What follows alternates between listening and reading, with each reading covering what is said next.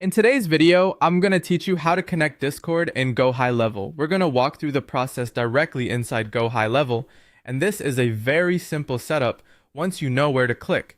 If you want to connect Discord through the app marketplace, just follow along carefully and you should have it installed in only a few moments. To begin, go to Gohighlevel and make sure you're logged into the correct account or location where you want this integration to be added. Once you're inside the platform, look over to the left-hand side of the screen. This is where you'll find the main navigation menu for different tools, settings, and available apps. From that left sidebar, click on App Marketplace. This is the section where Gohighlevel lets you browse and install available integrations and connected apps.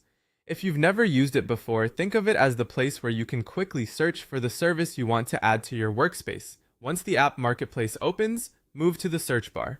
Click into the search field and type in Discord. As you type, Gohighlevel should start showing matching results. Wait for the Discord result to appear so you can be sure you're selecting the correct apps. When you see Discord in the results, click on it to open the app details page.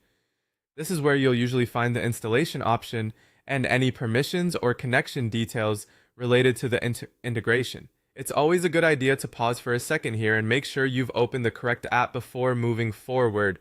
Next, click on Install. This starts the connection process and tells Gohighlevel that you want to add Discord to your account. After that, click Continue to move to the next part of the setup. This step typically confirms that you're ready to proceed with the installation flow. Finally, click Allow and Install. This is the step that grants the required permissions and completes the integration. In most cases, this is what officially connects Discord to Gohighlevel. So once you've done this, the app should be installed and ready to use. If the page takes a moment to load, that's completely normal, so just give it a few seconds. And if you don't immediately see Discord afterward, try refreshing the page or checking the integrations area again to confirm the connection went through. That's it. You've now gone through the full process to connect Discord in Gohighlevel.